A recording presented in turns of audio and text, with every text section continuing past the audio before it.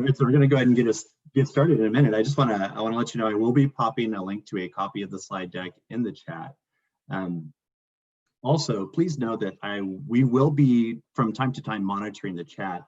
But if you have specific questions that you would like answered, please use the Q&A function. When we get to the sort of numbers that we get into in these sessions, it's the chat becomes a place for peer help. So if you see somebody ask a question in the chat that you know the answer to, please do feel free to support them, chime in, pop a link in, take care of one another. Hello, Palos Verdes. Okay, cool. So it is now 3:30. We're going to go ahead and get started. I am so honored to welcome Efrain Tovar from Selma Unified School District, who, as you could see with his black t-shirt, and if we zoomed in on that logo, you'd see a Selma Unified Teachers Association, hashtag SUDA Strong, representing today. And so Efrain is a newcomer in ELD teacher. He's going to tell you a little bit more about himself, but we're just so honored to have him here today. And before I hand things off to him, I'd like to tell you a little bit about kind of where we've landed. You just go one more slide. Yeah. So the distance learning support series has been just remarkable. We had 14,000 visitors last week, which was quite remarkable. And we have just learned so much from you. We have learned so much from your feedback and your input and your reflections on the Google Forms for those of you seeking additional or seeking certificates of completion. All of that information has sort of helped us as a team, as an instruction and professional development team, figure out where we're going next. And so in September, please stay tuned. We will be producing another short series going more in depth to the culture, engagement, and social emotional learning. So we're going to be kind of going deeper into those pieces around trauma-informed practices, building connection in community, thinking and understanding that those are going to be the pieces that you've told us in your feedback are what you're worried about, what you'd like some more support with. So stay tuned for that. Next slide, please. And then just, I know a number of you have heard this for now the 6th time, but this is great. We need schools and communities first to be successful in the November ballot. We are hurrying for funding in California schools. And I'm going to go ahead and I'm going to drop a link in here right now into the chat. If you have an opportunity, please do visit our cta.org/our-advocacy/SCF. Link is in there. And what that will do is that'll take you to a place with lots of resources, beautiful, beautiful, beautiful, beautiful visuals and media put together for you to share on your social media. And it also has, that calculator. And I think that really makes it hit home when you type in your school district and you see the significant amount of money generated by this that can be put to use immediately in your schools and classrooms. It's just, I think that makes the case. So please do check it out. Please do, connect with your colleagues. Try out one of those 10-minute meetings. Yes, Liliana, I will pop a copy in the chat shortly. Please do host a 10-minute meeting and connect with your colleagues and tell them why we need additional funding in our schools. So with that, Efrain, thank you, welcome. We're so glad to have you here, and I am now handing it off to you. Well, thank you so much, Adam. Welcome everyone from throughout California. I am so excited to be here with you in this afternoon after a long day of teaching virtually. We have one more hour together. So bienvenidos. Welcome to today's session. Again, my name is Efrain Tovar. I am a middle school teacher. And you might be wondering, what is a middle school teacher doing at the elementary level in this presentation? Well, number one, I have small kids. Number two, I've taught elementary level, 2nd grade, 3rd grade, 4th grade, 5th grade, 6th grade. I've done it, all the way to from 2nd grade all the way to 8th grade. So my passion for literacy, my passion for English language development at the elementary is close to my heart. I'm also a huge advocate for SPED, for students with special abilities, right? And so I am here just to share my story. I'm here to empower you as we continue to learn together. So let me just activate the closed caption so that way you can also see what I'm saying, which is an awesome feature within Google Slides, right? Especially when working with second language learners. So we might, lessen the pace of speaking so that students are able to see what you are saying. So it's a great, great EdTech tool just by activating the closed captions. Not only that, teaching your students to activate the closed captions if they use Google Meet, right? Unfortunately, within Zoom, it's actually a third-party service. You have to pay for that in order to get closed captions as well as even translation. Yes, I said it right. Zoom allows you to actually translate what you're saying into other languages, which is a paid service. A lot of DLEX in the state of California utilize this tool within Zoom to communicate in their DLEC meeting. So again, I am honored to be here. And so you have my Twitter handle, Efrain Tovar Jr. I'm also the creator and founder of California ELL Chat. Was created again out of the Cruz grassroots because we want to be able to connect and unify all educators throughout the state of California to be able to share resources. So please follow us on California ELL Chat. You have my work email there on the screen. So again, thank you so much. Let me say this, that the fact that you are here is showing your proactiveness, is showing your passion for equity and justice, is showing your passion to ensure that you are being invested in. And I would like to give a shout out to the CTA for putting these webinars together, because really it's about you. So please feel free to share inside the chat if you have any questions, right? Please, it's about you today. And we want to build you up, because ultimately it's not about a program. It's not a program, based off the shelf, right? That is not what ultimately impacts the life of a child, right? The life of a student. What impacts a student is you as a teacher. So the more tools that you acquire as an educator, as a ELD innovator, the more you're able to help all of your students. So I love this, that again, the more we build you, guess what? The ELD program will increase and will be better. So what is today's agenda? So today's agenda, we're going to go over what's the state of ELs in the state of California. Hashtag connection, hashtag story, hashtag my name, hashtag engagement. ELD must begin with empathy, hashtag design thinking, hashtag be creative. Let's engage. I'm going to give you plenty of resources for you to leave after today's session. And finally, at the end, let's not stop learning. Let's not stop connecting with each other.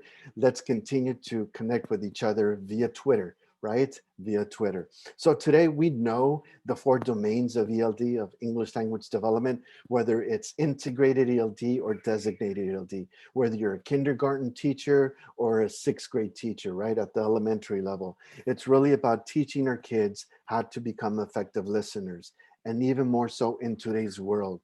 How many of us wish that we ourselves could become better listeners of other people, right? Regardless of their opinions, right? And number 2, speaking, giving our students opportunity to switch, to code switch, going from español, dándoles una oportunidad a todos los maestros, a todos los alumnos, para que puedan ejercer esa maravilla que se llama el español, to be able to exercise that beauty of being able to be bilingual or multilingual. Just because I'm brown doesn't mean that I'm from Mexico. Just because I'm brown doesn't mean I just speak Spanish. So never assume, right? Let's get to know our students. Hashtag connection, hashtag let's learn their story. Reading, we know that as elementary teachers, from you kindergarten teachers, even preschool teachers, right? Being able to hear your students read is powerful. And I'm here to say, as a huge language literacy advocate, everything that you guys do at the elementary level goes unnoticed. Because at the middle school, I want you to know that, yes, I've learned from my colleagues at the kinder level the power of being able to fundamentally teach those foundational literacy skills, right? And I do that with my newcomers at the secondary level, right? And so we know that. And writing, we know that reading and writing go hand in hand. The more our students become creators of content, not just consumers of content, the more we allow our students to become creators of worksheets, right? Worksheets have their place. I'll talk a little bit about that. And finally, the challenge, the creativity. We often talk about the 4 C's, right? Well, really about 3 C's, but how often do we really talk about the 4 C, creativity? So my challenge to you today is, how can we get all of our students, but specifically our littles, how can we get them to become creative? I'm going to share just one powerful edtech tool that I utilize, that I've utilized with littles, that I've utilized even with college students. It's called Book Creator. You'll learn more about that today. So let's go ahead and get started. The state of ELs in California. In the nation, we know that 2025, one out every four will be an EL. So that's a huge impact, right? Across the nation. So it's not just a California thing, right? It's not just a Southern hemisphere of United States thing. It's an all American thing.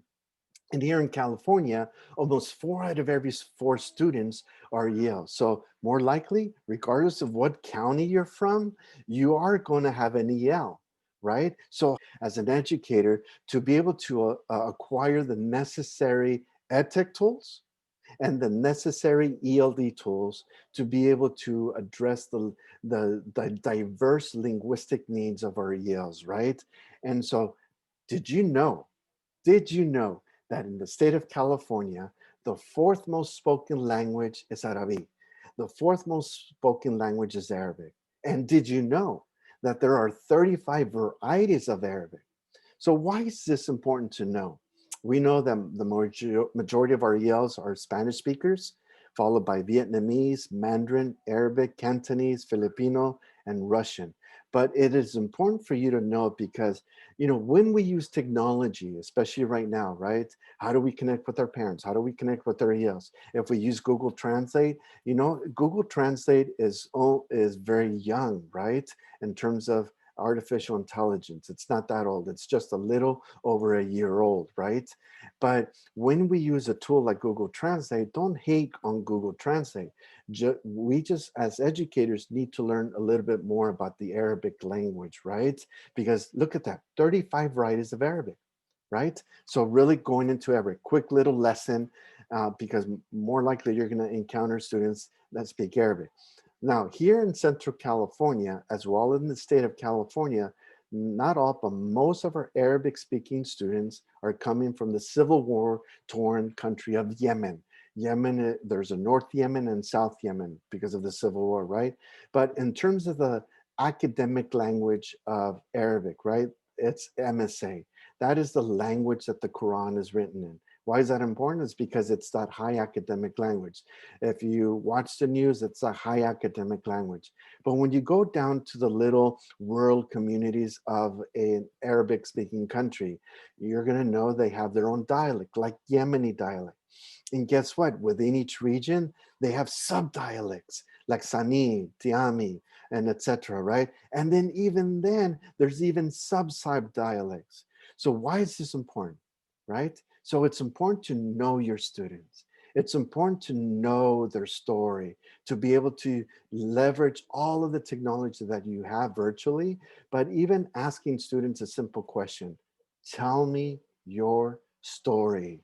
And how can we leverage our connections with our students? Hashtag connection. Use that hashtag because it is about connections. We were created. We were made to have connections from the moment we were inside our mother's womb to the last day, right? And so we were made for connection. I love this quote by Maya Angelou because really during this time, what I'm doing with my students, what all of us are doing during this time, during virtual learning and teaching, regardless of where we are, whether you're in the classroom or at home or in the classroom, people will never forget how you made them feel. Remember that. It is about connection. It is about how you feel, about how students are feeling. And again, I love this research, right? Culturally responsive teaching in the brain. Again, it's about belonging, having a sense of belonging. I'm going to share a personal story. I'm going to not go into detail because I'm broadcasting all over the state, all over the world. But really, it's like my first experience as an EL in kindergarten was not a great experience. Why? Because I did not feel that I belonged, that I was part of a community. All students, all people, really, when you look at it down deep, we all want to be connected, right? And so keep that in mind. I love Dr. Jay Dostal. He created this infographic that is famously going around Twitter, right? And we all know, right, the hierarchy needs of for students, right? Maslow's hierarchy of needs. Right now, it's about making sure that we build those connections and meeting the needs that they really need, right? All right. So again, knowing that every student has a story, knowing that you presently are connecting with your students already. And I want to challenge you today with going a little bit deeper and knowing the stories, right? Here's one of my students. She got highlighted in Uzela. If you want to read the article about her story, how she excelled, and not only as a newcomer, but also in my computer science class, how she was learning English and learning CSL. CSL is the new ESL, learning computer science language, right? Learning how to code. So the fact that she was able to tell her story, right, globally, internationally, goes a long way. So with that, it is so important for me to know how to pronounce my student's name. Hashtag my name. So a person's name to him or her.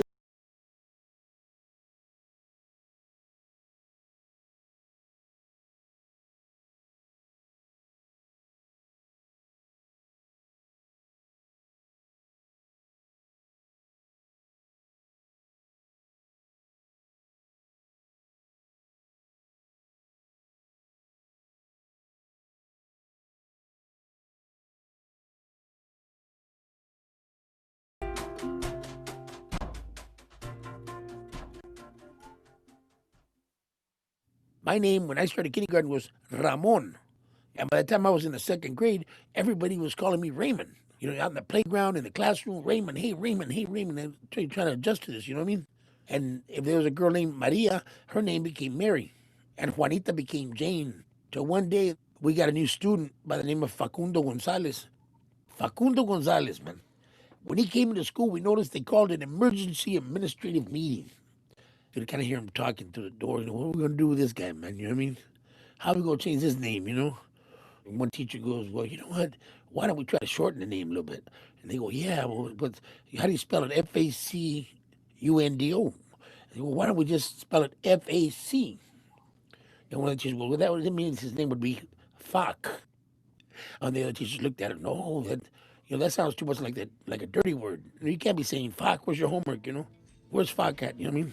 Well, that was a trip we always remembered going to elementary school because Facundo was the only guy who never got his name changed.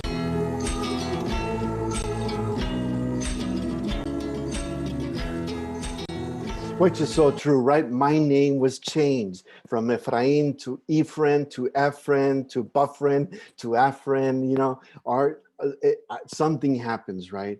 But one of the things about teaching as educators is that we are in it not necessarily for the money, but we're in it because we truly care about creating the next generation of leaders. Let us take that extra step and being able to pronounce someone's name correctly. Yes, it might cost us, a tongue twister or something, right? But being able to call Maria Maria. And you'll notice that I always ask my students, what does your mom call you? What does your grandma call you? Is it John or is it Juan? Really beautiful, beautiful. And I encourage you to take a look at My Name, My Identity. There's a link down on the bottom here. Santa Clara County Office of Ed, a shout out to them. They're leading the nation in terms of being advocates and empowering educators to take a pledge, saying, hey, I pledge to try to pronounce Muhammad correctly, right? It's taking me a while instead of Mohammed, right? To learn our student's name, right? And so I encourage you to do that. But likewise, It's all about engagement, because if I'm able to pronounce a student's name correctly or attempt to, right, and intentionality matters in connecting, I might just engagement. Right now, it's one of the 7 priorities in the state of California, engagement. How do we monitor engagement, right? So I definitely want to start off with this. I encourage you to follow Tanya Ward Singer, a great EL advocate, a great researcher, a great writer on just on EL excellence. You know, everything starts out based on what we value, right? Does every student in class have a sense of belonging, a sense of connection? Do your students feel safe enough to take a risk? Is there a safe environment where they can ask a question in Spanish and maybe have a language broker within your elementary class to be the official language broker of your virtual classroom, right? Let's give students a choice to become language translators, you know, choice to become language brokers, right? And let's elevate that to maybe saying, this is our official language translator in our classroom. And finally, what is it that we expect? What is it that I expect from my students? One thing I've learned, regardless if I'm a kindergarten teacher or, you know, a 12th grade teacher, one thing that matters is your level of expectation. Low expectations, low achievement. High expectations with great support, guess what? They will grow. So great book. I encourage you to check out her book, EL Excellence Every Day. So again, like I shared with you, engagement might also begin with empathy. Empathy. So I want to challenge you with this. We're not going to go into a full-on lesson on design thinking, but I encourage you to take a look at the D school, the K-12 D school at Stanford University. They have workshops for teachers in design thinking. But one of the things that I use design thinking is to redesign my lessons. What? Using design thinking to redesign my designated or integrated ELD lessons. How do we do that, Efrain? It starts with empathy. It starts with interviews. It starts with maybe shadowing students in a virtual classroom, seeing what they see. But more than anything, interview your students, you know, just sitting down with them and validating the importance of qualitative data. We focus so much on quantitative that we never focus on qualitative data, right? And then I want to show you this video here because again, getting you to experience what a student feels, all right? And again, here we go. And actually, let me forward to slide 1. And as you have access to this slide, and so as you watch this video, even right now, I want to post in the chat. What is the student saying verbatim? What is the student thinking? What matters to the student? What does the student do? How does the student physically, or what does the student physically do? And then what worries the student? This helps us as educators to really, really empathize with the students, to begin that process. How would I feel if I was in the student's shoes? And then in the center and at the heart of this is the name of the student spelled phonetically, right? Here we go.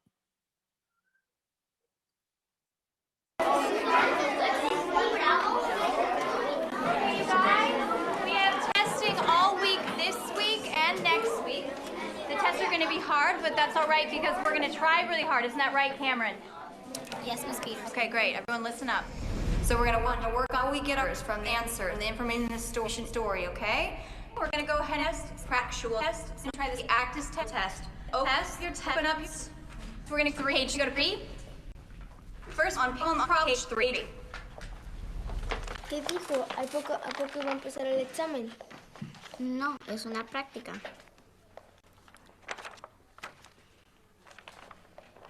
We're going to take notes from the story and we're going to turn it into a math problem and we're going to walk through it together, okay?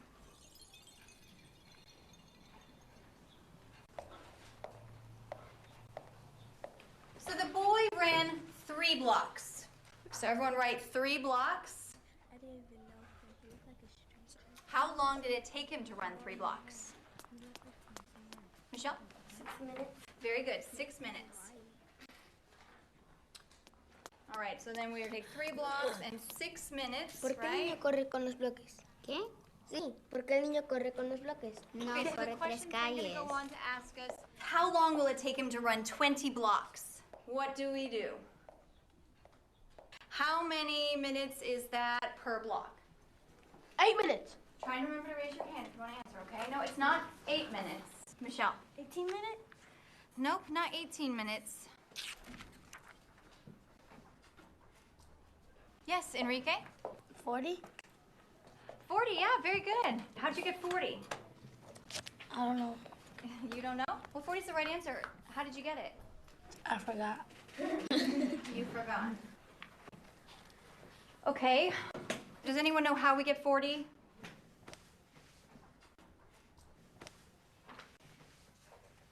Yes, Moises.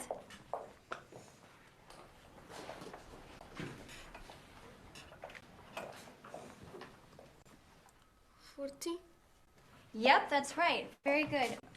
Great. Can you tell us how you got that? 40? Yep, very good. But can you explain to the class what you did here, how you got that?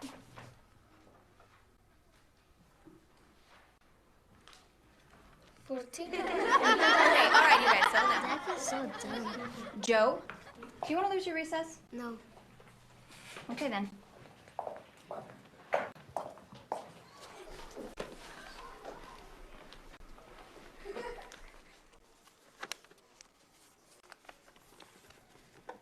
So I'm going to stop right here. You can peruse. You will get a copy of the slide deck, right? And so it's a powerful way. Every student has a story. And sometimes it takes a little extra time just to be able to understand, right? The teacher was asking them, can you explain your answer? Can you explain your answer? Not understanding the process of second language acquisition, which I'm going to share with you today, a great infographic about that. Again, engagement begins with empathy. And finally, let's go and be creative. How can we be creative? Well, we need to understand that ELD is not a program, right? What ELD is actually a mindset. And what ELs do must be different. It's not about worksheets. And so I want to kind of make the case to challenge all of you. Get your kids, get your ELs, get your classes, your designated or integrated classes to actually get your kids to be creative during this time, right? We know the 4 C's, and at the heart of everything should be creativity, right? Which is innovation. Just because we give technology to our students doesn't mean that we got it covered, right? And so, you know, technology is not a silver bullet, right? It's just a tool, just like a whiteboard, just like the old projectors we used to have in the classroom. So again, ask yourself, what is the purpose of a worksheet? What is the purpose of this assignment that I'm posting in Google Classroom? Am I allowing students to express their creativity, right? I love this quote by Dr. Justin Tart, right? Again, there's no special ELD silver bullet. Trust me, I've been in education 26 years, and there is not. What impacts students are teachers. So what impacts teachers is great pedagogy. Great pedagogy drives innovation, right? It's not the tool, it's not the tech, it's your pedagogy, right? And so let's engage. How do we do that?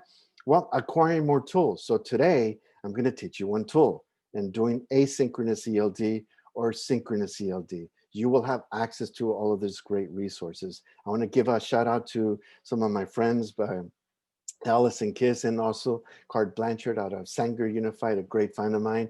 And so we've worked collaboratively on just different types of projects. And so you're going to be getting some great resources from her as well. And Tan Huynh out of Vietnam, if you don't follow him on Twitter, I encourage you to follow him. So what are some lessons that fail ELs, okay? Especially virtually. Maybe speaking too long. Obviously, this is a webinar, so it's not truly interactive, right? So you're sitting and you're getting, but I don't do this in my actual classroom. I'm constantly asking my students to speak, constantly asking my students to write in the chat. You know, I'm breaking down my chunks. I'm not speaking too long. Remember that. Number 2, not breaking the tasks into steps. Our pedagogy teaching virtually needs to change. Small chunks, small steps, and celebrate those successes. Must include visuals, right? More visuals you can use, the better, right? And not teaching language by using sentence frames or teaching, intentionally teaching academic language, right? And then restricting the usage of their home language, of their L1, L2, and maybe even their L3, right? You never know if they speak more than one language. And not obviously not differentiating the lesson, right, for your students, which in Google Classroom, by the way, you can definitely assign different assignments to your students within Google Classroom, which is kind of neat. So today I've given you this great book on Book Creator. As a matter of fact, you have access to Book Creator for free. You can actually have your elementary class, up to 40 students, create their own ebook for the entire year, which is a great product, right, for your class. So what does that look like? I've given, or sorry, let me go back here. Apologize for that. And so great resource. So getting our kids to become creators by using Book Creator, which is one option, right? And so, oops, come on, here we go. So if you click on this link, it'll take you to this icon. It'll take you to Book Creator. And guess what? You can create 40 books to use in your classroom for free. So I've included a sample here of what that looks like. If you click on this, it'll take you to a video. Let me show you right away. So here's the video of my student that created an ebook for elementary students. These are middle school students creating, newcomers that are creating books for elementary students. Here we go.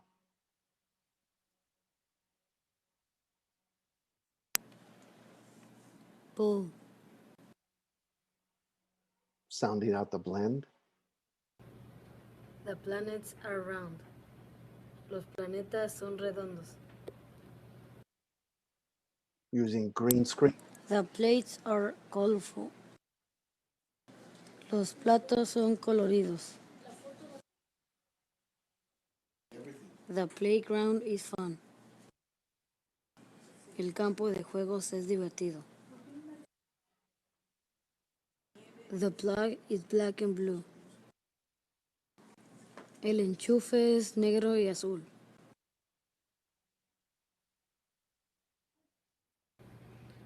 The plants give off oxygen. Las plantas dan oxígeno. The glossary, and check this last slide out.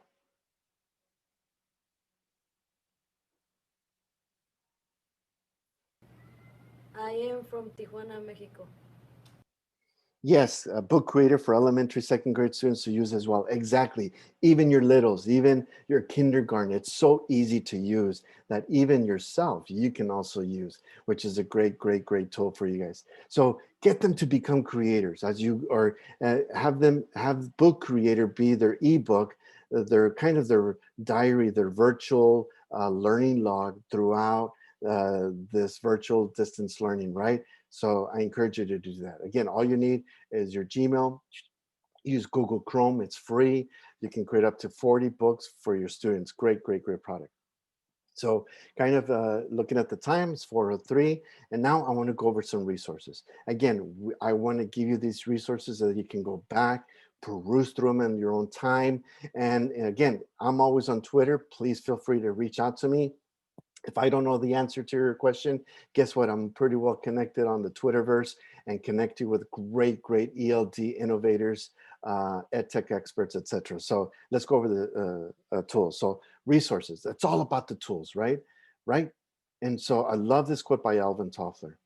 Los analfabetos del siglo XXI no serán que no saben a leer ni escribir, sino los que no pueden aprender, desaprender y volver a aprender. Alvin Toffler, great quote. So we're going to be constantly learning, unlearning, relearning.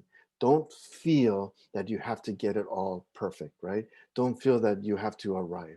It's the process, it's the journey that's going to make you a great ELD innovator, a great ELD advocate. So here's some great resources for you, okay? Number one, need to understand the 5 stages of second language acquisition by Dr. Krashen. Right? So stage 1, number 1, it's the pre-production, right? As we were watching the video, we saw, you know, the student that was sitting there and was silent, was engaging in his primary language with his neighbor, right? But sometimes when students come into your classrooms, whether it's in a virtual setting, are they, it's important to know, are they in the pre-production phase, right? The silent period that we call. It usually lasts between 0 and 6 months. And they can answer simple questions as 40, 40, okay? He's in stage 1, pre-production. Level 2, early production. Usually it's between 6 months and 1 year, right? And it's great tools here. And then finally, eventually, when you have your ELs that can speak and that can write, maybe it's because they've arrived at level 3 in the 5 stages of second language acquisition. Great resource for you to have to brush up, right? In order to be advanced fluent, language takes about 5 to 7 years of learning, 5 to 7, right? Right. So if you had 2 years of Spanish, guess what? 2 years is what? You were at the speech emergence, right? Right. Language takes time. 3 of the best scaffolding strategies for you guys for ELs, for teachers of ELs. These are based on research and based on evidence, right? So you have, if you click on the teaching channel, it's going to take you directly to some great resources for EL teachers and ELs in the teaching channel. If you've not heard of California Center for Applied Linguistics, I encourage you to follow them and to peruse through their website. They have some great research, some great resources for you out of Cal. And then Colorín Colorado, just a plethora of great resources, even during COVID-19, during virtual distance learning, right? So again, show and tell, use visual aids, tap into the prior knowledge, allow them to use their primary language, give time to talk, right? It takes time to get all of your students to talk, right? One of my classes has 20 students. Today, my sessions are about 33 minutes. Every single student spoke and wrote today in my class. It took me 33 minutes, but every single student spoke and wrote today. So remember the objective, right? And again, great stuff, great practices using visuals, using Realia, utilizing technology to be able to do that. And again, I've included this great resource. I encourage you to contact your administrator. Hopefully they can buy this language literacy tool for you. So let me show you what it looks like. So you're gonna get access, to my special drive.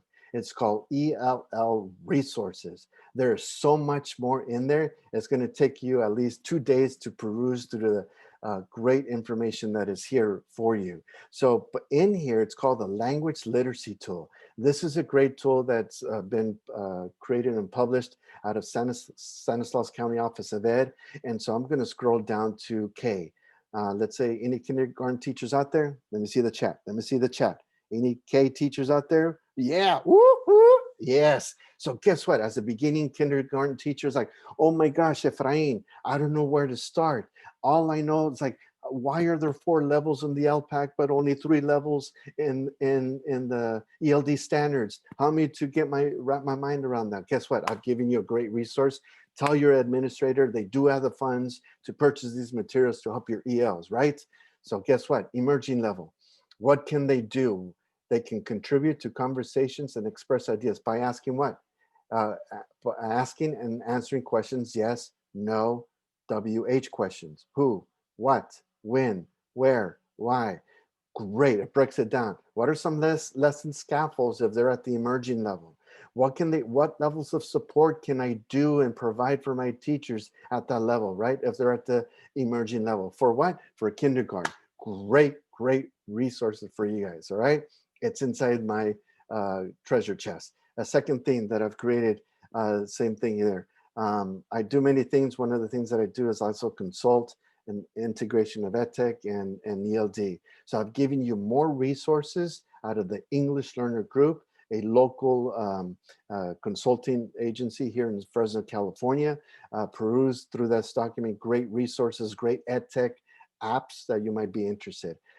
Again, ELD reflection. If you focus on this ELD reflection, if you're doing what's in this ELD reflection, sorry, it's taking too long. Let me just go back.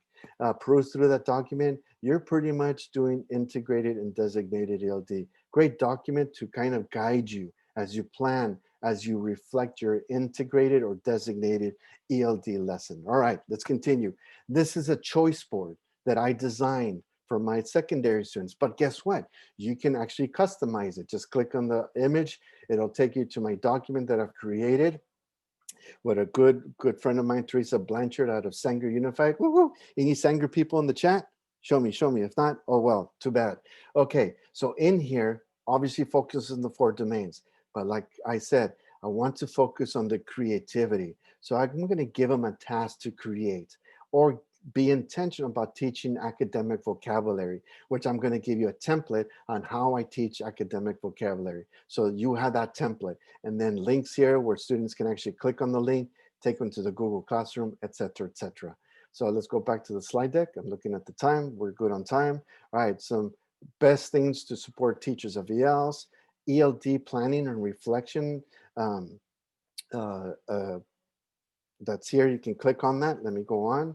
5 remote learning tips for parents in English and in Spanish, but this is what I've created. You have access to this document. This is how I teach vocabulary virtually, right? Being intentional about teaching that academic vocabulary and using Flipgrid. Any Flipgrid users in the chat? Let's see, any Flipgrid people? Yes. So check this out. Here's option 1 where you can use to teach vocabulary. Number 1, you have this template. Anything that is green, that's what the students are actually typing out. They tell me how many syllables. Okay, break the word analyze. Obviously, this is a junior high word, but guess what? Even littles, even kindergartners can learn the word analyze, right? Absolutely, they can. And then I provide images, right? Using, Adam, if you can do a quick search for the noun project and then paste it into the chat, which if you subscribe to the Noun Project as an add-on in your Google Slides, guess what? You can add icons to your Google Slides or Google Docs. Again, using visuals, right? It's an extension. You get 50% off just because you're a teacher. Woohoo, right? It's not free, unfortunately, right? But guess what? You can also add audio, right? You can add audio to this. Click on it and you can record yourself. What? Yes, you can record yourself and import that audio into your Google slide and have the students actually listen to you read the definitions. I'm not going to pay for someone else to read to my students. I'm going to do it myself. And then I provide translation. Have them write it out in their home language. Synonyms, antonyms. Again, the parts of speech video. If you click on this, it takes you to a parts of speech video. What word is this? Is it an adjective? Is it a noun? Is it a verb? How many definitions did you find in our official dictionary? You determine which dictionary they're going to use. And then have them use a primary language. Have them construct an on-the-surface question. What is an OTS? On-the-surface question. Those are questions that begin with who. Let me make this larger for you guys. Questions that begin with who. Right? Where, when, what? What is under the surface question? Those are inferential questions, right? Which we know as elementary teachers, that's hard to teach, even at the secondary level. How, why, would, could, and should. And then again, Flipgrid. You can integrate this with Flipgrid. How do I integrate it with Flipgrid? They go to the Flipgrid and then they record themselves reading the sentence. And then I ensure that when they record, this is the settings, that closed captions is created. And that's how I assess my students speaking. Can Microsoft transcribe your voice? And if you are clearly speaking and enunciating, then Microsoft will transcribe your closed captions, right? Powerful, powerful tool, Flipgrid, and it's free. So here's option number 2. Boom, teaching vocabulary. Here's the PowerPoint, right? The task is, right, please label and identify Tikua ia. Oh, that's me. Lemons. That's, let me play that again. Oops. Tikua ia. Lemons. And that's Zapotec or Mixtec, sorry, Mixtec, which is an indigenous language in Mexico. So look, I'm having my students write, they're labeling an image and they're recording themselves and putting their audio onto this beautiful visual board. right? Awesome, awesome, great way to engage them. There's nothing more powerful. And guess you have access to the slide deck as well. Make a copy of that. It's all pretty much done for you. And guess what? There's even more. I've included the link here where you can record your voice right through a browser, and it downloads an MP3 file. All you have to do is put it in a Google Drive, teach your students how to do that. And guess what? They just link the audio, do insert, audio, bang, look for the file, it imports your audio into Google Slides. I've included links to get these beautiful images through Unsplash, Flaticon, and Pixabay. I've included some great translation tools, not just Google Translate, but also Microsoft. And my number one dictionary that I go to is Word Reference. I need to show you this because this is so powerful. It's also an app, it's available. So let's say I want to go into, I'm going to challenge some of you that speak Arabic. So I can go down to Arabic, to Arabi, and where is it? Here it is, English to Arabic. This is how I communicate with my students. It also gives me insight. Did they go to school in their country? Right? If they've gone to school, they've learned how to write and read in the academic vernacular, right? So I'm going to go in here and type in closet, right? Go in closet. Hey, it's all in Arabic. Tovar, I don't speak Arabic. That's okay, because the one I want, there are different definitions of closet. So I'm going to go here. I want the US. Yes, I want the storage space. And there it is. That's the keyword for Arabic. And then I copy that and then paste it into Google Slides or etc. It's my go-to dictionary when I'm going back and forth between languages. Then I go to Google Translate. This is what I use for academic vocabulary, all right? So let me go back to the slide deck. I've also included the dictionary that I use in my class. Some of you might have students that come from this great state, one of the most beautiful states in Mexico called Oaxaca. In Oaxaca, they have many, many dialects. One of the two of the main dialects in Oaxaca is Mixteco and Zapoteco, right? Zapotec or Mixtec. And I've included a dictionary right here, straight out of Mexico, for you to translate words in those dialects as well, all right? And finally, Pechakucha. If you have not heard of Pechakucha, or it's a Japanese art of presenting, getting your kids to present. This Friday, my students are presenting one slide, one image, and they have 5 seconds to tell me a story about what they see, right? All students can, regardless if they've been here 0 days in the States or here 1 year, they can all do it. Basically, Pechakucha, 5 by 5 is 5 images. Each image is 5 seconds. They basically tell a story. You can open up your class by doing a Pechakucha. All right, here we go in the chat. I'm going to give you 5 seconds. Obviously, we would do this orally, right? But boom, tell me, what do you see? Go.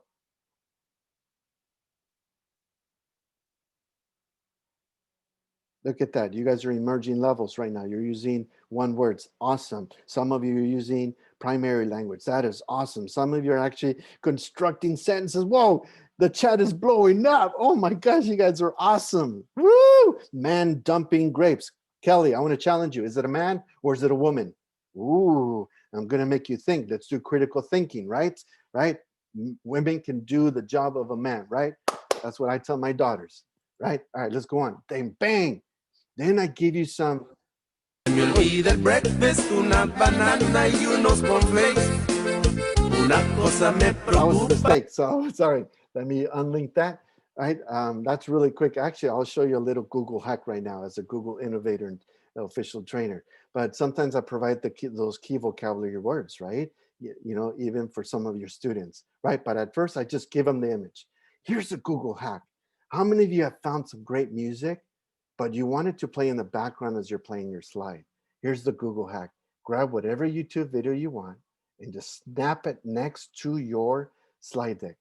And when you present your slide deck, a story will be read. Whatever YouTube it is, it will automatically play behind the scenes. Isn't that awesome? If you think that is awesome, you know, give me a 10. Thank you. All right, let's move on. All right, next. And that's it. That's it for vocabulary. Let's go back. We have a few more minutes. So you have that slide deck right there for you, right? It's great resources out of AFT, Share My Lesson. They have some great lessons to support ELs and US teachers, right? And I've done designated ELD, eight parts. There's a great book. It's called Edu Protocols. How many of you have utilized Edu Protocols? By Marlena Hepburn and John Carippo. Yes, there's 2 books of them. Awesome. But this is one of those that I utilize for my secondary students. Can you adapt this to primary? Absolutely, right? Absolutely. But I've given you the Cadillac version. You tweak it according to your own need. Basically, I give them a slide, right? They can create hashtags. I think littles would like that. They know about hashtags, right? And then I have them write down or type down or speak. I can go click in the document in the Google Classroom. I can go to tools and then do speech to text. What do you see? Write it down. And then have them kind of do the 5 W's. What are they doing? They write it in there. And then we do parts of speech, break it down. Whatever they saw, we label them and put them down in the parts of speech. And eventually, they have to construct a sentence. Boy, that is a sentence, especially if they're at what? At the emerging level, right? If they're at the expanding level, guess what? You determine the sophistication, the complexity of the sentence, but all students can. Hashtag ELs can. All right, let's go back here. Another great resource here for practical strategy and resources for K-12 teachers of ELs. Now, I want to show you this right here. My good friend, Teresa Blanchard, shout out to her. Again, Sanger Unified, some great resources, tips, and strategies for doing distance learning for your ELs. And then a lot of opportunities, great designated ELD choice boards, right? Obviously, the state hasn't given us directive in terms of how long designated ELD should be, but it is a mandate. We must do designated ELD and integrated ELD. That is a mandate by the state. So I've already given you some lessons that you can just borrow from Teresa, and it's okay. Trust me, she will give you permission. We're like this. So a great friend. All right. So because the ELD community, we're tight knit. Follow California ELL Chat on Twitter. Jen Guerrero out of Sonoma County Office of Ed. She's also put some great stuff here in terms of distance learning and the landscape. And for you techies out there, if you're a net tech like myself, and even if you're not, remember, it's about acquiring tools, right? It's tools. It's not what impacts students. What impacts students is what? Pedagogy. It's all about the pedagogy. If you're just wanting to find a good tool for you, go to this website, EdTech Teacher, type in your lesson that you're doing, what is it that you're looking for? A great database of great resources. And for those of you that are still struggling with the digital divide, I encourage all of you to become a partner, especially administrators, if there are any administrators here, with everyoneon.org. Prior to us leaving in June, the state of California became a partner with everyoneon.org. Great organization. Great video on the homework app. I'm not going to play it. For those of you that love research, love numbers, I've included this broadband availability by school district map. Great resource for you guys, okay? As we wrap it up, as we kind of end our time, it's 4:23 after a long day. Hopefully you've gathered a lot of great information. This is being recorded. You can go back and take a look at it. You can reach out to me on Twitter. You have my email address. I am here to support. Like one of my great mentors, John Carippo, has said, our EdTech, our sessions come with lifetime tech support. My sessions come with lifetime tech support and ELD tech support as well, okay? I'm here to help you, here to serve you. Hashtag we are CTA. Finally, get connected. If you're not on Twitter, I encourage you to get on Twitter. I've included the top 18 people that I follow. Follow me. It's very professional. I just tweet about ELD stuff, about digital access, about EdTech, about that's primarily it. I don't post any other stuff than that. I keep my personal and professional stuff separate, right? But follow me. Follow these people that I have you. Follow Larry Ferlazzo. If you were to ask me, Efrain, who are the three people that I should be following? Larry Ferlazzo. I call him the godfather of ELD. Great, humble guy, a prolific writer, publisher, national writer for many magazines. And so such a great practitioner. He is a teacher. He is in the trenches. Great guy. You should check out his website. Oh my gosh, there's so much stuff that's there. That's unbelievable. And with that, thank you so much. Thank you, Danwad, Shokran. Thank you for this great opportunity. I am going to stay on and maybe 10, 15 minutes. And if you just want to hang out, ask questions, but we do have 5 minutes. We ended kind of 5 minutes early for Q&A. So Adam, please help me if there are any questions that really stand out. I know we have over 400 people in the chat room. And so thank you so much. Efrain, thank you so much. That was incredible. I just wanted to call out some of the comments that I saw in the chat. Somebody mentioned, I had such a long day, but this was wonderful. I'm feeling inspired. Thank you, CTA, for these PD opportunities. There's just like such a positive outpouring in the chat, and gratitude for the resources you've shared and the wisdom that you've shared, that we just want to thank you so much for doing this. And let me see here. All right. So are you teaching from your classroom right now? No. Let me turn off my camera. I'm actually in my bedroom. All right. Yeah, I'm actually in my bedroom. So watch this. I'm going to turn off my background. Here I am. Boom. I just took a picture of my classroom right prior to us leaving, and then you can select your background, whatever you want. So this is where I'm teaching. I'm teaching from home. So I'll tell you what if we do this? What if we kind of wrap up I can wrap up with some of the end slides, and then we can maybe just go into, we'll encourage people that want to kind of hang around and ask some questions to pop those in the Q&A. And then we can just kind of go into more of an informal discussion. Does that sound all right? That sounds great. Let's do it. So let's see these last slides. Let me hit the nuts and bolts. Would you like me to stop sharing, or? You can go ahead and just advance it. Okay. All right. Thank you. Okay. So this is just a heads up for tomorrow. Yes, we will repeat the music hack. That kind of blew my mind. So that was quite awesome. So tomorrow is an incredible day. Again, it is our last day of the 2-week California Teachers Association Instruction and Professional Development Distance Learning Support Series. And we're wrapping up with our colleague, Karen Taylor, who, if you've seen her, if you have connected with her on issues around special education, she's amazing. She will be presenting on special education through a distance lens. And then we are excited to welcome Tara Turrentine, who is a coordinator for education of homeless children and youth at the Sacramento County Office of Education.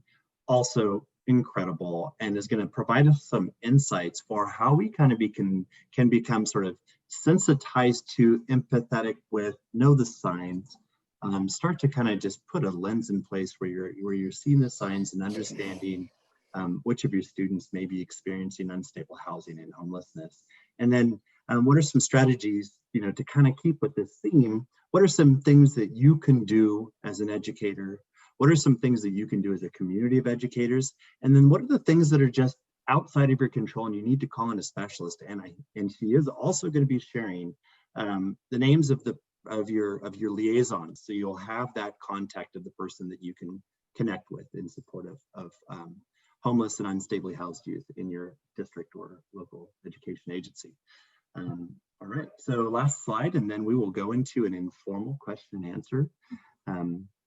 So there is, on the outside, back on the online events page, there is the session feedback and certificate of completion reflection form. So just Again, if you are desiring or would like a certificate of completion for each of the sessions that you have attended, please do one. It's the same Google form every time. All the instructions are on there too. Please do complete one certificate of completion per session you attended. We are tracking those, and it's August 31st deadline. And then we will send out your certificates with all of the sessions that you attended the first week of September. So that is available to you. If you were not able to watch an event synchronously, right? I'll start using the language. You are more than welcome to go back to our website. They are current as of today. Let me pop that in. You are more than welcome to go to our website and watch one of the sessions and then complete a reflection for it. So synchronous, asynchronous, it's all good. Just make sure you make the deadline by 11:59 p.m. on August 31st. So with that, I'm going to stop talking, and let's just kind of let our hair down. As you can see, I already have. And let's just open it up for some questions. And please do. I will keep an eye on both. Let's see. All right. Okay, I think one of the questions that someone was asking, Adam, was, hey, how do we do that Google hack? How do we actually embed audio behind our presentation? I'm actually gonna, are we still recording or no? Yeah, I mean, it's okay. So I'm more than happy to stop it. No, it's okay. It's okay. So let me show you an actual slide. Actually, no, I can't. That's okay. All right, so let me show you that hack. So let me go back. It was in the... And while you're doing that, this is just a quick question from Sarah Olson. She has a clarification. Did you say that on Zoom, there is a paid option to have closed captioning translated? Yes, there is. Okay. So you would have to go through a third party to be able to do that. So you can get more information about that through Zoom, right? Just contact their sales department. They can help you out with that. I learned about that through a webinar that I attended through Californians Together, great organization. And we were talking about how to engage our parents in our DLACs, right? Remotely. And so how do we provide translation services, right? That was one option that someone shared that they utilize. So I want to try to remember where I put that hack. I think it was, yes, it was in this slide right here. In the vocabulary, it's already open. All right, here's the hack.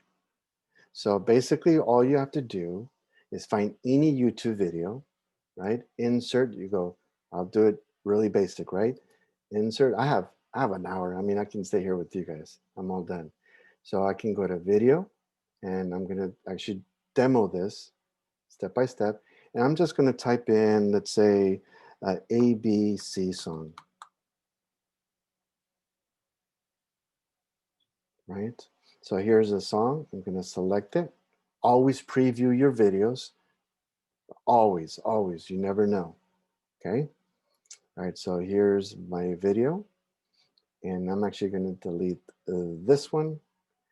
And here's my video.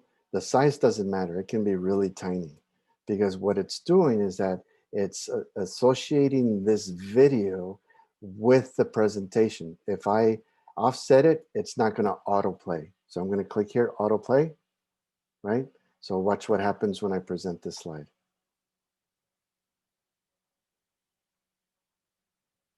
Dun, dun, dun. It's loading. Nothing plays. That YouTube video is not associated to that slide.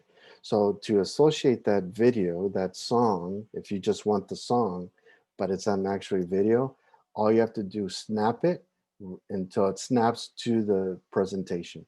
Now it's associated to that slide, and look what happens now. It's auto play, beautiful. I can even say, you know what? I only want the first 30 seconds. And I'm just gonna do 30 seconds here. Boom. So now when I hit play, it's gonna play for 30 seconds. Actually, because of demo, presentation, I'm going to do 10 seconds. Boom, set, start, and end. Doesn't have to be at the beginning. It can be in the middle of a song. You determine where you want that. And then I'm going to click present and look what happens.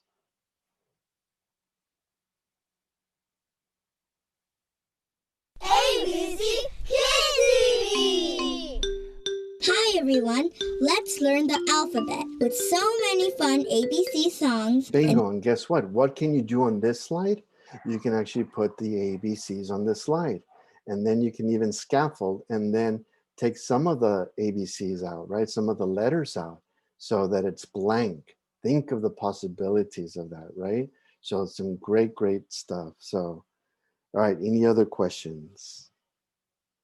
Yeah, we've got one here. We got a couple. I think one is from Lori, who asks, do you have a PD book list? You mentioned some authors, but didn't see them on the slides, and thank you. A PD booklet? Yeah, or book list.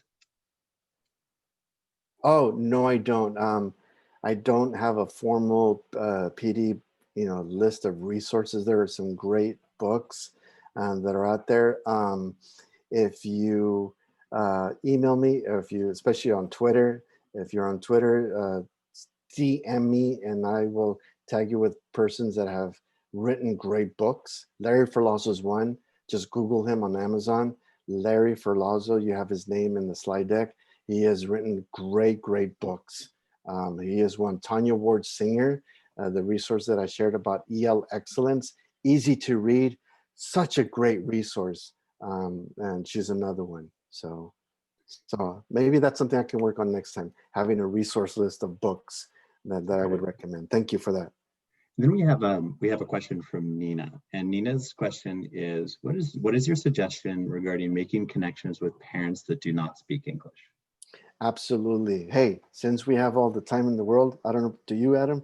I probably have 30. Yeah. Okay, watch. Yeah. You guys want to see a major Google hack? All right, here we go. Yes. Actually, it's not a, sorry, it's not, actually, we can do it. So if you use Google, right? I'm going to share my screen here. Do you see my background, Adam? I do. I see. Okay, Catalina good. Island. All right, beautiful. Thank you. All right, so I'm going to open up a different account.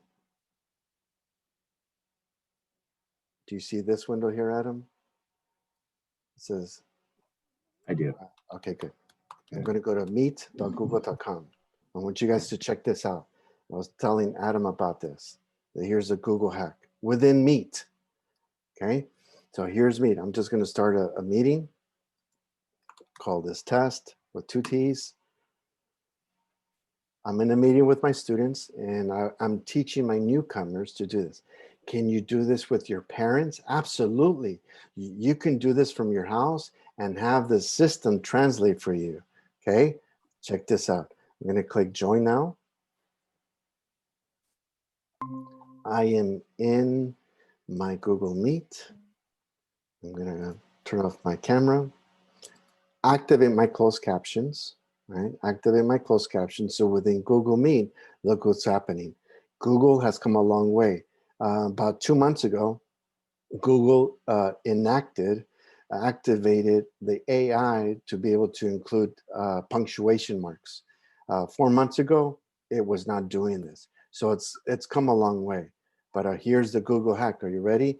Here I am speaking English. And then with one extension, look what's going to happen. I'm going to select language and look. Good morning, class. I am so excited to be here today. Are you excited to be here today? Mic drop right there. Look at that. I'm translating my closed captions within Google Meet. That is awesome. So Google is actually working twice as hard. It's not only creating the closed captions, and it's also translating. It does all of the language that Google Translate uses. That is awesome. Unfortunately, it does not work in Google Slides, only within Google Meet. Now, here's the other thing too, right?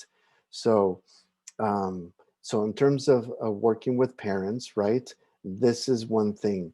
Another product that I'm going to share with you is this. It's Microsoft Translator. Let me close my meeting. And now this is powerful. Microsoft, and let me find it. I think it's this one. I hope it is. Yes, it is. Awesome. All right. So I'm going to put this in the chat. This is huge, people. All you have to do, if you're going to have parent-teacher conferences, it doesn't matter if you're not a Microsoft school district, okay? Check this out. You're going to join a conversation. Okay, you're going to join my conversation. Here we go. Start conversation. Google. Itor. My language is Spanish. And if you have the app, you are able to get not only the translation and the original transcription, you are also able to get the audio of that. So I'm going to go here. So you need the app, the Microsoft Translation app. So if a parent has it, you can do this from home, right? So let me copy this.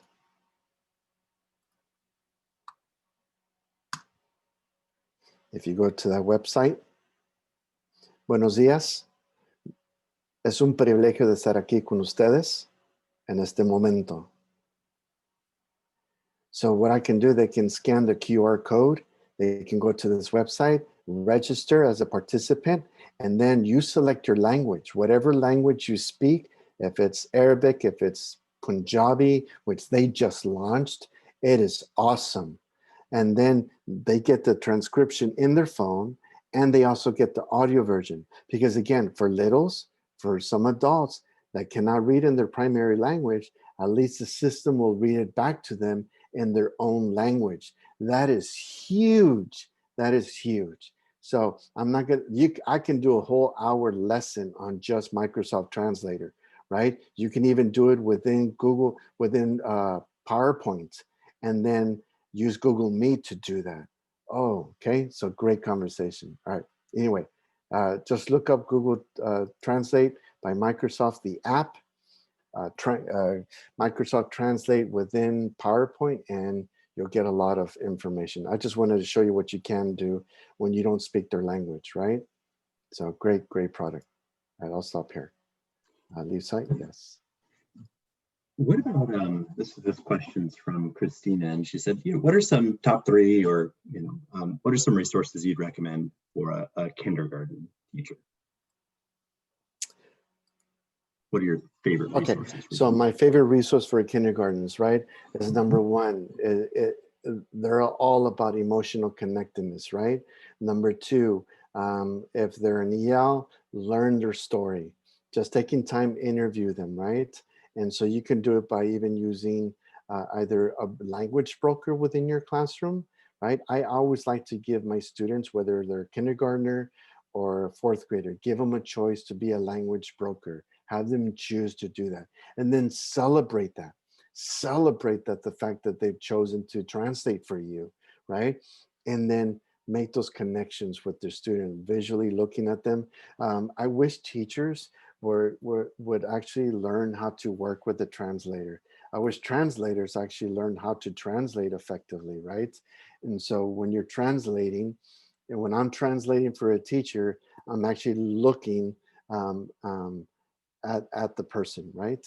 And the teacher should also be looking at the person. And as a teacher speaks, but pause, I translate, right?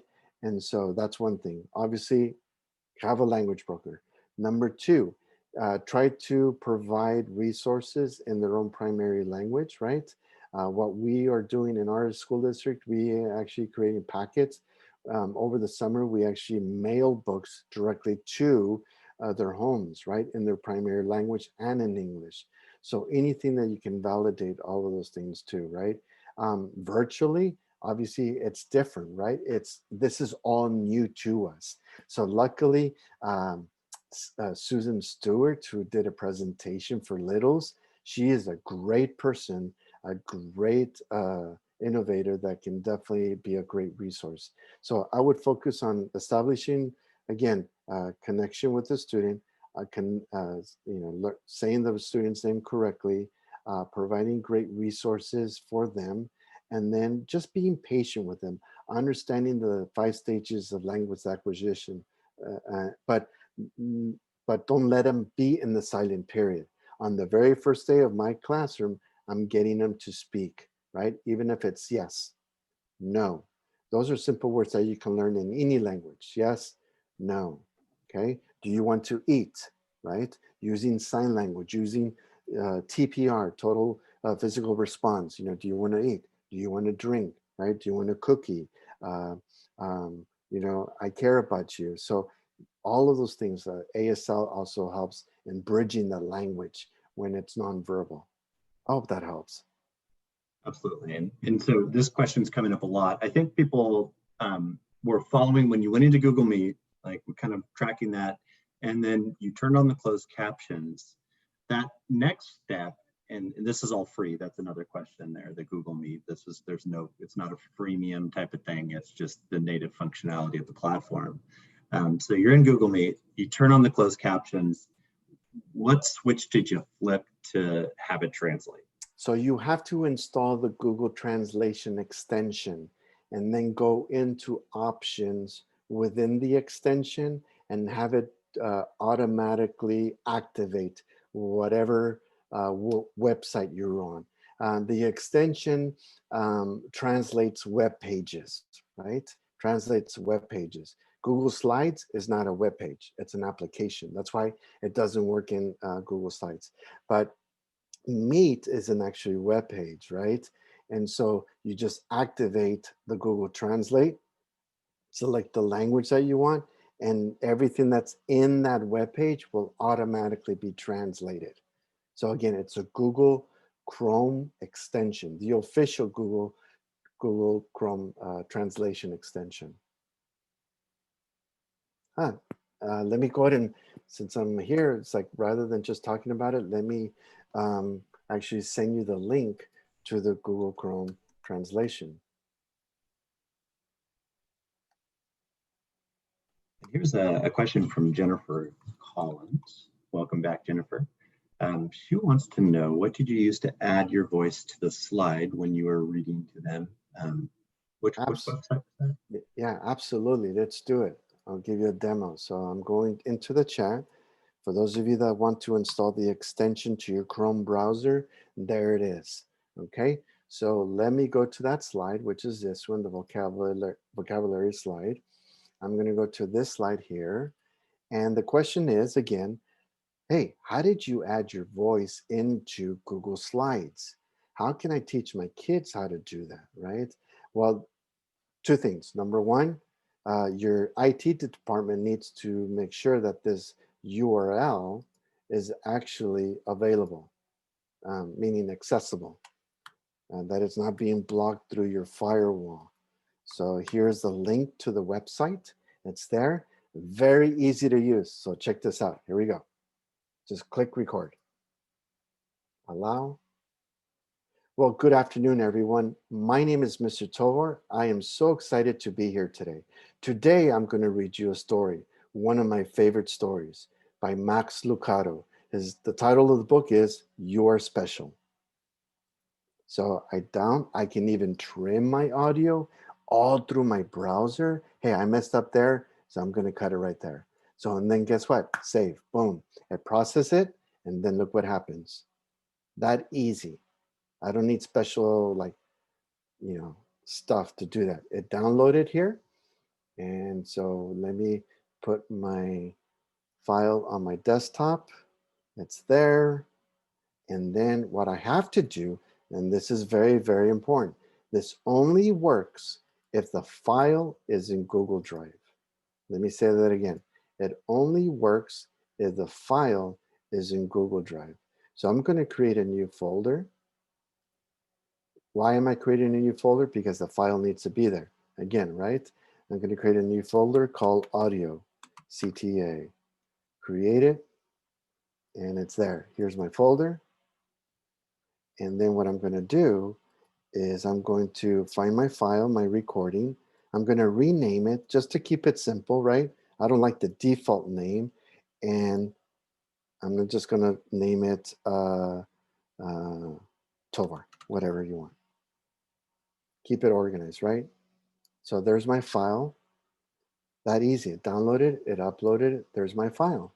And now I can actually go into my slide deck. And then how do I get my file in here? This easy. Are you ready? Insert, audio. And here it is, Tovar. Select. There it is. Do I want to play the audio when it's clicked or automatically? You choose. Do I want it to loop as well? Okay, so I want to unclick. So here we go. Well, good afternoon, everyone. My name is Mr. Tovar. I am so excited to be here. That's it. Isn't that? Can you imagine what you can do with littles? Oh my gosh, take a picture of your book, record yourself reading a section or a paragraph, and then import it into your Google Slide. Oh my gosh, mind blown, right? Google Slides is more than just a presentation tool. I view it as a graphic design tool, right? You can do so much with it, right? So that's the hack. Any other questions? So someone was asking here, because special ed is, I don't know if Moto G6 is still on. Moto, you know what? Special education is really close to my heart. So I know, especially you had special ed and then also ELs, that's complex, right? Is it a language issue? Is it a cognitive issue? You know, trying to decipher between those two worlds can be a challenge, right? You definitely need to have an ELD expert and also an assessment expert to distinguish if it's cognitive or language, right? Ventura County Office of Ed, their special ed department is like one of the best in the States in terms of resources. So I encourage you, unfortunately, I don't have the link readily on hand, but if you email me, I will do the research and I will actually email you the link, the resources for special ed and ELs, okay? All right, thank you so much. Can you go back to teach us how to translate the CC and Meet? Absolutely, I will. Okay, looking, does BookReader have multiple languages? Yes, it does. Yes, it does. And as long as you have, if it's on a Chromebook you're using them, you just have to change the keyboard layout on your Chromebook and to whatever language you want, like Arabic, Punjabi, Hindi, right? So if it's another language, okay? I'm looking at the Q&A as well. I don't know if these people are still here. Yes, BookReader works on PCs and it works on Chromebooks as long as it's the Chrome browser. That's all, okay? Did the audio already? Are you, anything else, Adam, that you see? I think there are a couple. This is great. The Pikachu activity. I think it's the Pechakucha. I like that. Yeah, the Pechakucha. activity. Yeah, Pechakucha is, you know, it's a Japanese art form representing. It's really for the business world that they use, right? You know, nowadays, formal presentations, it's not about text. It's about imagery. It's about telling a story, being a storyteller. So if we can get our kids to become orators, right? Elocutionists. If we can get them to become public speakers, that's a great asset. How can we do that? Have them create their slides, one image, tell a story, right? Instead of filling out those worksheets, all about me, right? Those surveys or their Google Forms, have them create a Pechakucha. Have them say, I want you to select 5 images that represent you, okay? Or 5 icons that represent you, and then tell us your story, you know, and you have 5 seconds for each slide to tell us your story. The art of presenting, Pechakucha, right, is an art form. It takes practice. That is so ELD, right? Whether it's integrated or designated, just getting them to practice, right? Someone asked about what would you do with a kindergartner, right? Have them present, have them buddy up with someone that speaks their language, preferably the language broker, right? Giving them choice. And then by the end of the week, have them present each other, right? In Spanish and in English, right? Great way to create bonds within your classroom. Pecha Kucha, here it is. And so I will send you the official definition of Pecha Kucha. And there's even, if you Google Pecha Kucha, there's even competitions, official competitions for Pecha Kucha in Japan. It's like unbelievable. And you can win lots and lots of money for that. It requires just a different level of intentionality about what you're saying, the images you're showing, and the time pressure is kind of intense too. Exactly. Now, the choice of typography, right? The choice of fonts, the choice of color. We can get into the psychology of color, right? You know, but that's a whole other level. But again, it's like just taking little tools. Pecha Kucha is one tool. Guess what? In Edu protocols, there's a Buka Kucha. Ooh, what's a Buka Kucha? Basically, you have one image and you have little text about what the book is about. So instead of writing a summarization of a chapter or of a section, you're having kids using images to summarize a chapter and then telling the story about the chapter. And, or they can write a small paragraph, a synopsis of that chapter, but the image needs to overpower the text. Buka Kucha. Let me actually, in the chat, Adam, I'm going to type in Edu protocols so you can actually get some free templates for Buka Kucha. So I'm going to go to Edu protocols. I'll include you the link to the website, and then let me click on free templates, and let me type in, let's see if it's here. Here is Buka Kucha. And I'll include you the template for Buka Kucha right there. And while you're doing that, Julie has a question about what app do you use to make the interactive, to make your Google Slides interactive? Pear Deck, or what's your go-to? Yeah, well, it depends what interactivity I want, right? If I want control, right, especially at the secondary level, I'm going to use Pear Deck. If my my littles tend to veer off and get distracted, I'm going to use Pear Deck because it's in there. I'm controlling the presentation, right? And the nice thing about Pear Deck, it's interactive. I can force them to actually participate and engage within Pear Deck. So yes, it just depends on the amount of interactivity you want and the control. So for littles, absolutely control, right? And then release, right? So I would start off with Pear Deck, right? And that's my go-to. Another great product is Seesaw, right? But in terms of interactivity with Google Slides, Pear Deck is a good one. The other one, oh, I forgot the name of the other. Nearpod? Yeah, Nearpod. Thank you, Adam. Nearpod. Those are my two go-tos, right? And as a matter of fact, Nearpod has some great ELD resources already built into not only resources but lessons within their product. And there's an ELD component. Now, Pear Deck has a EL vocabulary component to teach vocabulary. So, okay. And then, so just for those of you that yesterday, Kusha Kirkpool, one of the Instructional Leadership Corps members leading the session yesterday on peer and teacher collaboration, tools for collaboration. In our after session collaboratory, which I think we went into an hour and a half after the official stop time, one of the pieces in that, she did just a demo, like we all just kind of step by step went through setting up a Pear Deck. So I pasted the link in. The video is up on our distance learning microsite. You can check that out. The whole 2.5 hour YouTube is there for you. All right, any other questions? Nancy was there. We had a good time. Germán Godínez, ¿a qué se refiere? So repeat one for the secondary teachers. Nearpod. Earpod. I wish I had some earpods. Nearpod. So.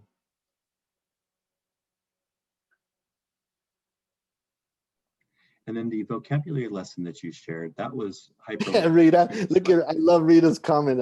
I keep hovering over the leave button, but keep stopping me because there's so much great stuff being shared. You know what? Thank you, Rita. That's a great compliment. Thank you. But again, feel free to stay, Rita. I know you have things to do as well, but we're here. Herman, I think you posted a question or comment. I'm not quite understanding the question. Help me. I'm sorry, Adam, you were saying? It's all good. Okay.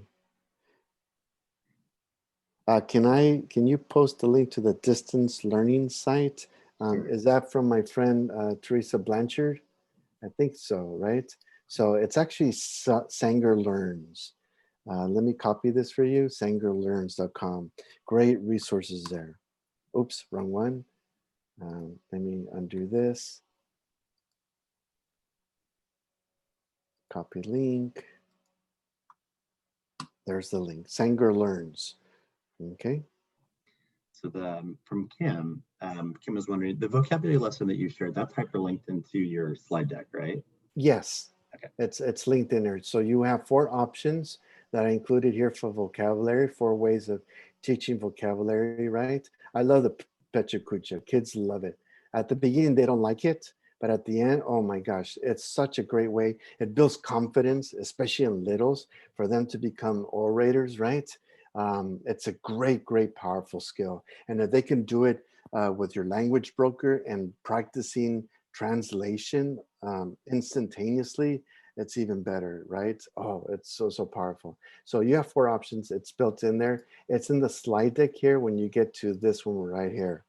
So ELD vocabulary development, just click on that and that'll take you there.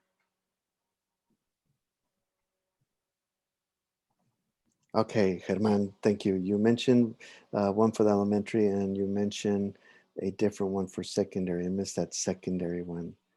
Remind me what I was sharing and talking about. I'm sorry. There's one of the best. Oh, Santa Clara Unified School District. Teresa. Thank you for that. Shout out to Didi Camarena out of Santa Clara County Office of Ed. We're actually working on a project together and with Teresa Blanchard out of Sanger. The number one question that we have, and this is all through Twitter, we connected. How do we assess ELs during this time, right? That's the number one question. I don't have the answer for to you, but that's one. The second thing we're working on is goal setting. Goal setting. We know the research, right, out of Harvard. Goal setting is so important.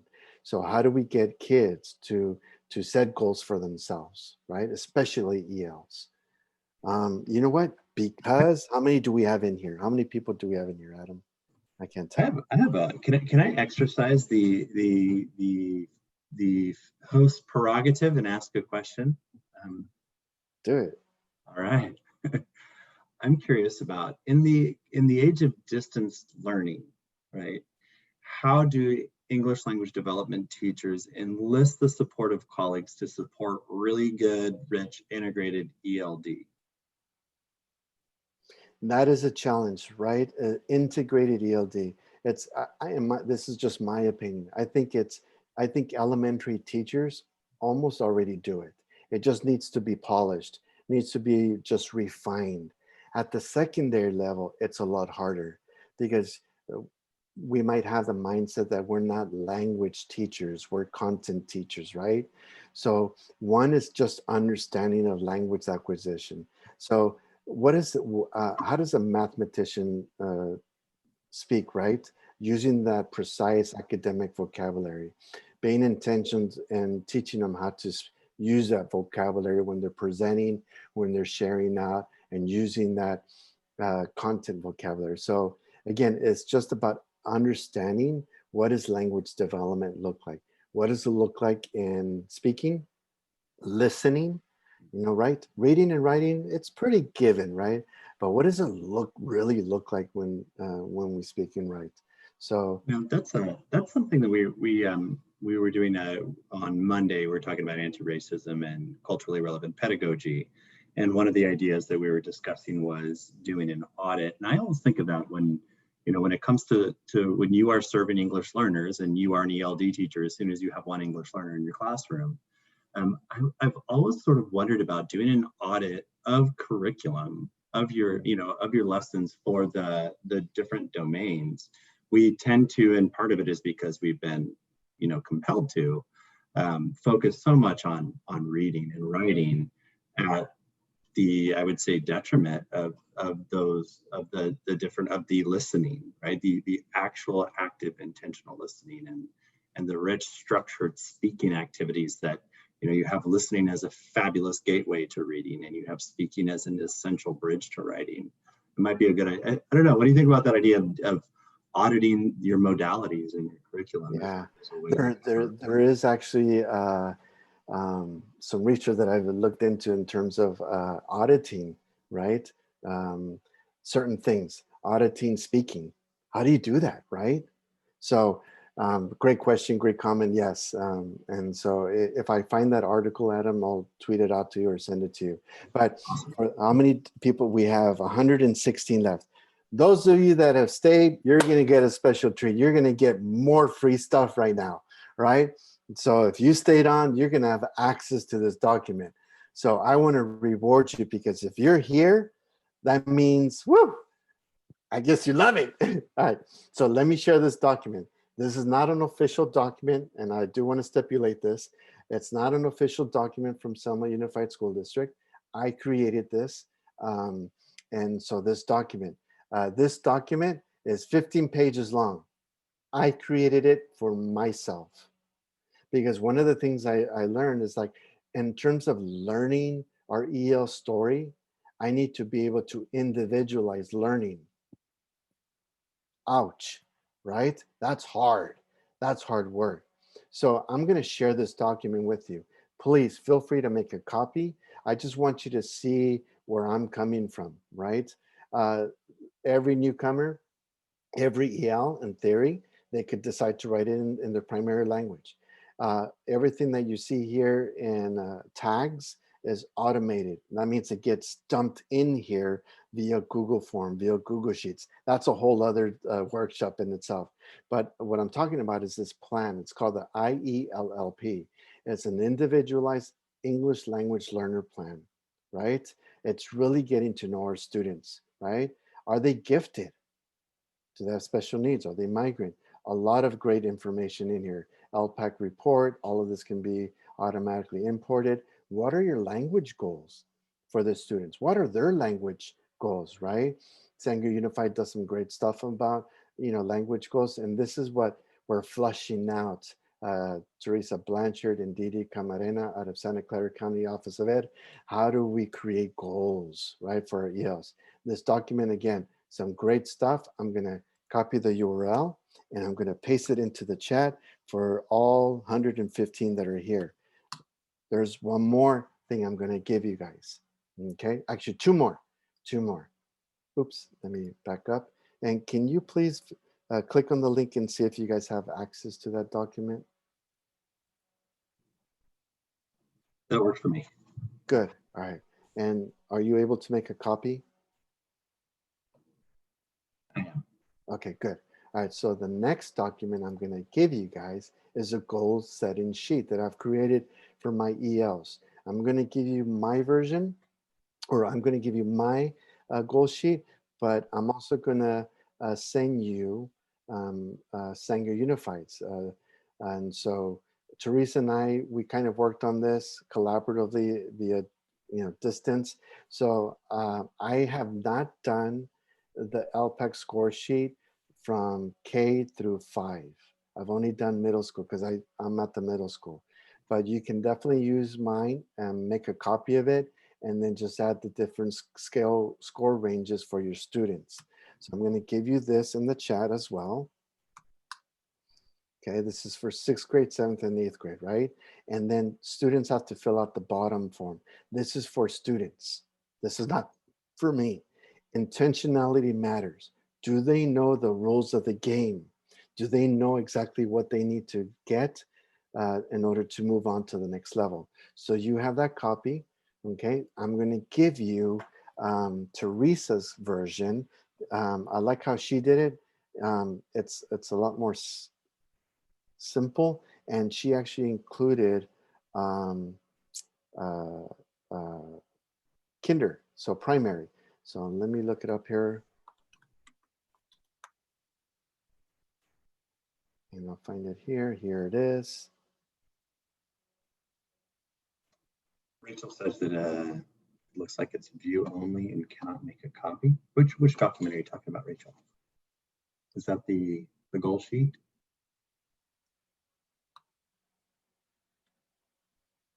Both. Okay, so all right, so I I'm don't able mind. to though. That's weird. So let me go back into there and double check my settings. Okay, it seems that everyone's able to make a copy. Rachel, are you in Chrome, or are you in a different browser?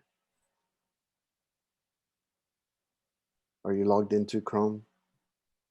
Because if you're not logged into Google, into Chrome, you will not be able to make a copy. Yeah, that's why. Okay, problem solved. So you have the other version for littles.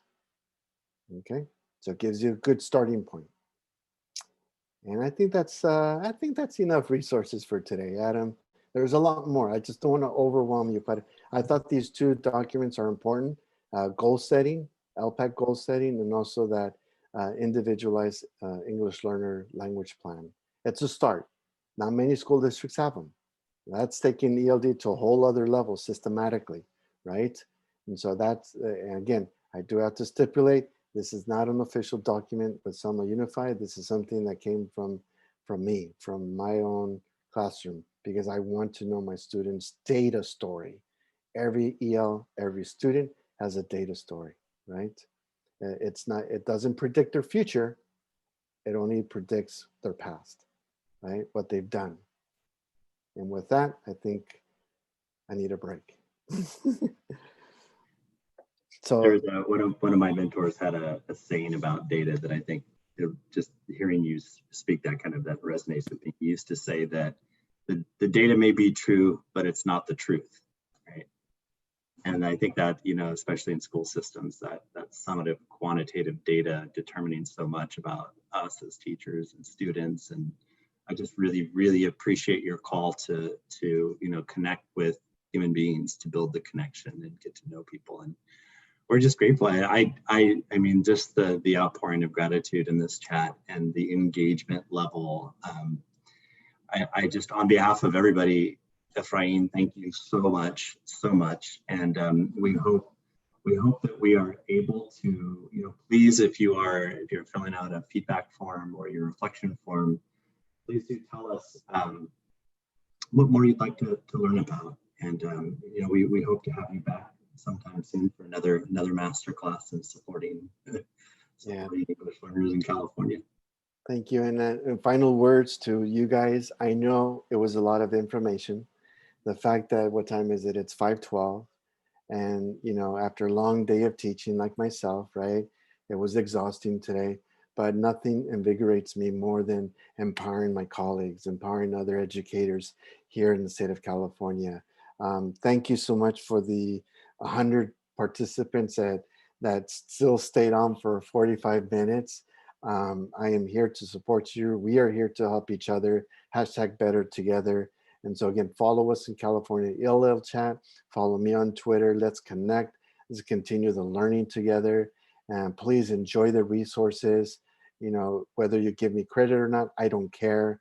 Just take it. Just share it out with the other people. And if you do want me to come and do some other stuff with you guys, I'm more than willing to entertain your proposals. So Thank you so much, Adam. Thank you, CTA.